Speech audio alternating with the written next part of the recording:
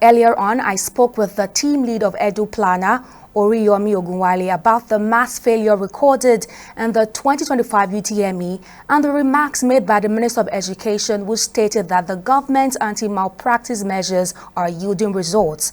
I began by asking him about the primary factors contributing to the high failure rate. Part of the big issue that we must look at is, when we want to look at education, there are a lot of factors that contribute to this. And the mass failure rate is due to those factors. But when we look at, in terms of short term, what the government have been doing so far, you see that the government has introduced the CBT, which is computer-based testing, to implement JAM so far for like 5-6 years now. And what that has done is that they were trying to address this issue of it has now resulted in another big issue, which is the part of logistics.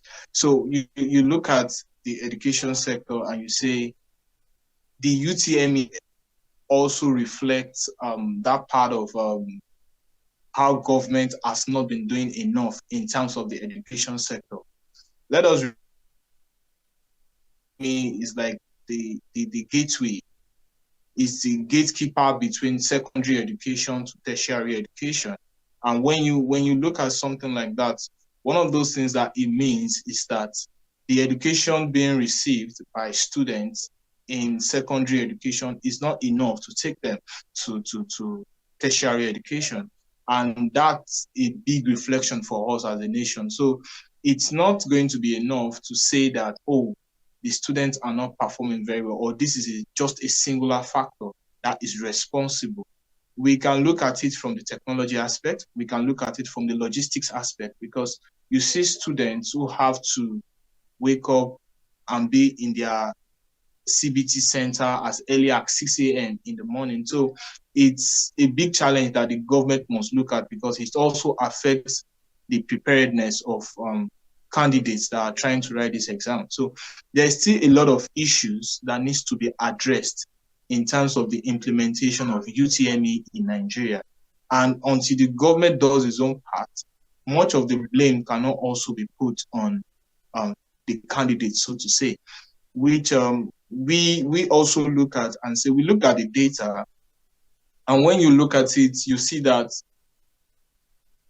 education performance of candidates in UTME was actually, you're looking at 400, and the number of students who are getting 50%, which is at 200 marks, is now very, very low. And when you look at it before 2015, you are seeing that the data shows that 60%, it was around the 60% that were getting below 200. So when you then go after 2016, 2017, the data showed that this performance now dropped to 70%. And the highest was in the COVID year, the 2020, when it was 85%. So when you begin to look at this data, it's showing you a trend of how well students are preparing for the UTME exam itself. So this is the second worst performance in UTME so far. So that is something that the government must look at. But in the short term, one of those things that we were looking at when we looked at the data is to say, address the logistics problem, and then we'll begin to look at how much are students preparing